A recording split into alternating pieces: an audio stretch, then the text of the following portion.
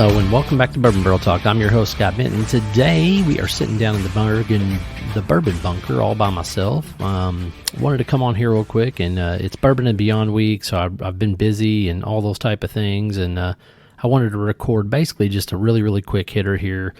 And one of the things I wanted to cover this week, because of it being Bourbon and Beyond, I've talked to a ton of local cocktail makers and what are you making, because it's fall. There's tons of bourbon drinkers in town because of Bourbon and Beyond. What are you making? So these are the three top cocktails that I've talked to a few different bartenders in the local area, and this is what they're offering up. So the first one is a blood orange bourbon smash. So basically this one is 4 ounces of blood orange juice, which he said that he gets his through a couple of different locations, but he also said that they make a blood orange like liqueur that you can use to substitute as well. So it's 4 ounces of blood orange, 2 ounces of maple syrup, about a half a cup of ice, 4 ounces of bourbon, and then you top it off with about 2 to 3 ounces of ginger beer. So he made this thing for me, and I'm going to tell you what, it was absolutely delicious. The citrus really rang through, just a super, super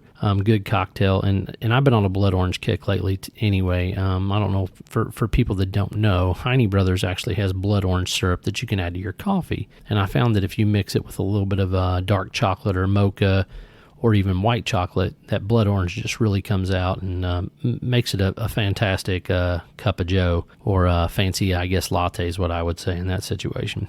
All right, so that's the first cocktail we're going to talk about, which is the bourbon smash, which it was a blood orange. The second one, which this one was like, I don't really know, and then I kind of sat back and thought about it, but we actually had a cocktail similar to this at our fundraising event last year about this time for the Greater Clark County Education Foundation, but it was an apple cider cocktail. So this one is basically, you take about 1 or 2 slices of apple, you throw it in the bottom of the glass, you muddle it up, and then after that you put a half a teaspoon of lemon juice, 3 ounces of apple cider, 2 ounces of ginger beer, and 2.5 ounces of bourbon.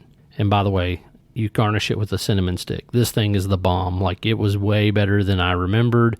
I went in and I tried this one, and it was just absolutely phenomenal. The apple came through. It was very citrusy. He actually made this one, instead of with a bourbon, he actually made it with rye, because that's what I asked for, because I thought it would hold up against the apple a little bit better. But, it was, distinguished. He actually said that he wanted to make his with Old Forester because he thought it brought out the flavors in Old Forester. So I had him make it with an Old Forester rye, which it was absolutely delicious.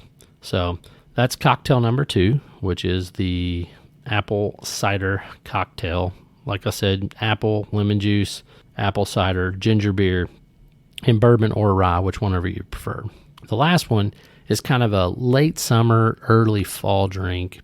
And I've seen this all over everybody's menu in different renditions or different origins. But this has by far become one of my favorite kind of late spring, early fall drinks. It's the bourbon peach smash. They all are smashes / cocktails, so I really like the fact of that, because I love ginger beer in all of my cocktails that have bourbon in them. I feel like it just adds a lot to it, and I like a spicy one like a Gosling's or a Bundaberg, something like that that's got a little bit more hardiness to it as far as ginger beer go. But this bourbon peach smash was very, very, very delicious.